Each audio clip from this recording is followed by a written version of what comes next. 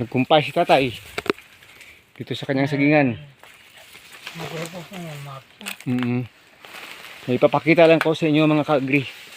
Dambuhalang bunga ng latunda ng tatay dito sa ilalim. Malapit na talagang ma-harvest. Ito po yun. Hayan.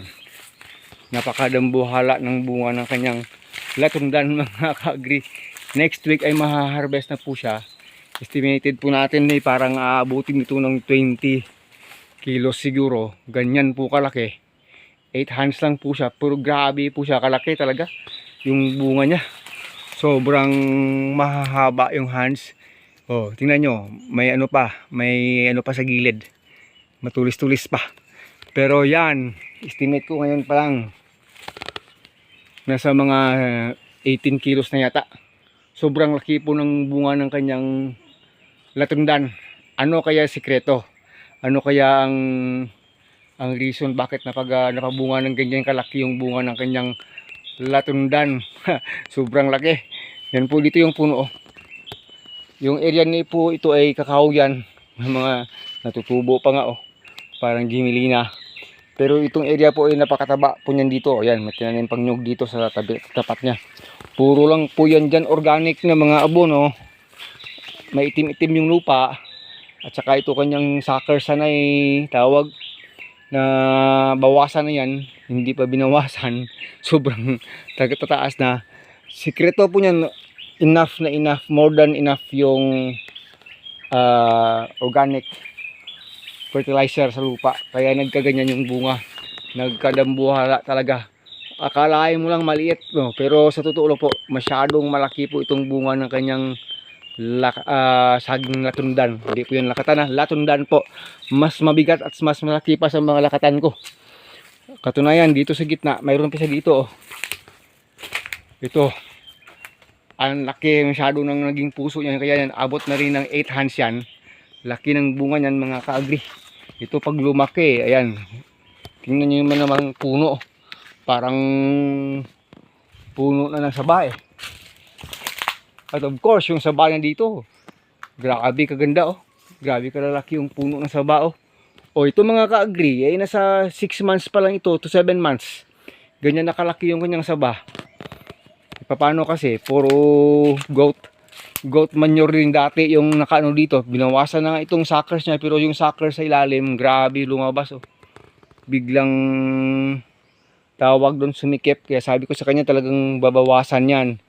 Hindi maganda yung sobra. Sabi ko hanggang 3 lang yata dapat magiging follower niyan. Yung sobra kukunin na talaga kasi masiskip sa puno at hindi na rin magaganda yung magiging next na bunga niya pag sobra.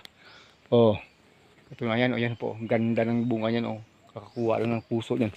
So yun mga ka-agri, yung kanyang area, maraming mga damo-damo, pero yung mga tawag mga saging ang gaganda talaga. Yun sabi ko nga, biglang muntik ng mapugadan ng mga ng mga ibon o di kaya ng daga yung dyan sa top, pero salamat hindi. So yun, napaka-timely. Ang ganda po ng bunga niya. Next week, malamang ma-harvest yan. Isa sa pinakamalaking latundan yan pag nangyari sa next week na harvest natin. Mga langga. So yun, wala po dito ay visit-visit na lang tayo. Pakita lang natin sa inyo yung area dito ng mga sagingan. Dito sa kay tatay na area na side. Maraming nagbubunga na. Yung mga latundan niya, maraming nagbubunga dito. Ito, lumabas na rin puso niya palabas na rin yan po, malaki rin po ayan. At kahit dun sa kabila malaki na rin yung bunga ng kanyang latundan.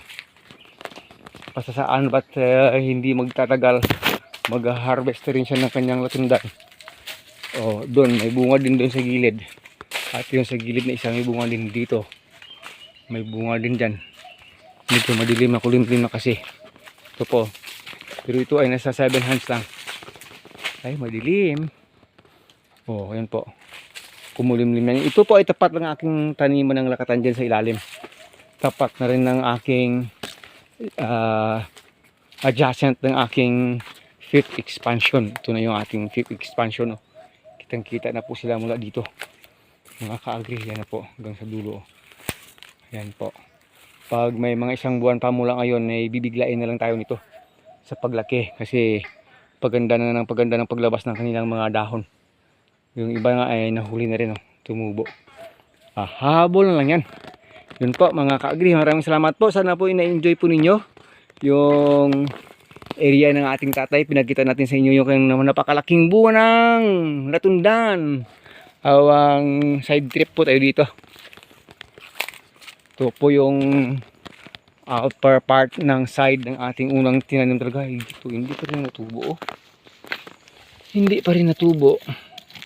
Ibig sabihin magre-replant ako dito ulit. Sana makahabol pa. Hindi natubo. Ilang puno yata. Mag-replant ako sa iba dito. Buti na lang yung iba natubo na yung replant ko. Buti pa nga itong isa, oh. Bilis, oh. Natubo na, oh. Okay. Di na rin tayo makakapagpatagal-tagal dito. Parang uulan na naman. Nako. Sana hindi. Kasi pag umulan na naman ako, may hirapan na naman akong pababa ng aking motorsiklo. Ay, ilang puno pa dito dapat mag-replant. Ito lumabas na rin pero hindi maganda. Water sucker siya. Dito hindi na rin nakalabas, oh. So talagang magre-replant po ako nito next week. Next week pa, 3 days, 2 days from now pa. Para makakahabol dyan sa mga nauna, oh. Kasi biglang lumaki yung mga nauna nating tinanim dito. Ito ay yung nasa 180 ka puno. Mula doon sa dulo hanggang doon kanina sa tapat ng sagingan ng tatay, 180. Nagdagdag doon sa gilid-gilid mga 190. Yung ito lang. So dapat ma-replant ito para siguradong tama yung counting natin. Pag hindi na i-replant, di kulang. Yun lang. Yun lang mga ka-agri. So maraming salamat.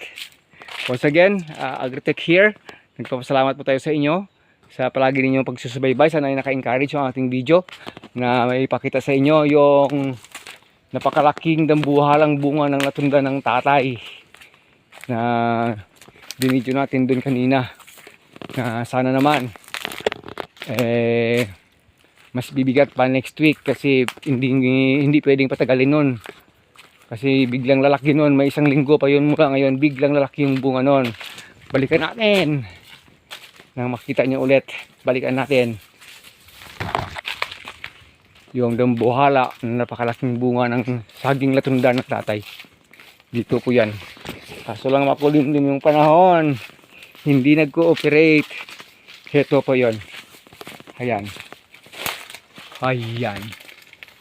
Ganun po siya kalaki. Ganun po yon. Ganun po ito kalaki. O, yan o. Yan o. Ayan.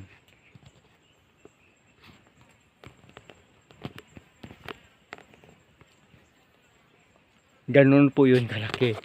Grabe.